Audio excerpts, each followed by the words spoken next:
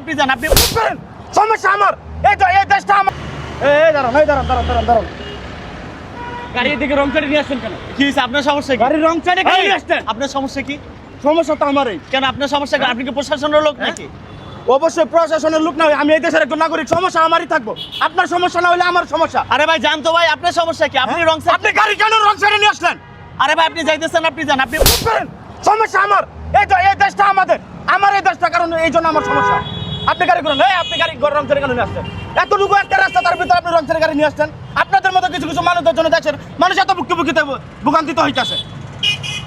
আরে ভাই আপনি কতটুকু একটা রাস্তা এখানে আপনি যে গাড়ি আপনার দেখা দিকে আরো 5টা গাড়ি নিয়ে আসবো না এখানে রং সাইডে নিয়ে আসবো না নাকি আসবো না বলেন আমারে নিজের বিবেক ঠিক করেন আগে দেশের প্রশাসনের কি আপনারা মানেন যদি দেশ মানতেন আইন মানতেন দেশের সংস্কৃতি মানতেন তাহলে কি রং সাইডে নিয়ে আসতে পারতেন আবার আপনি আইনের দোহার দিতেছেন আমি কি এই প্রশ্ন করার আইন যদি আপনি নিজেই মানতেন তাহলে কি আপনি রং সাইডে নিয়ে আসতেন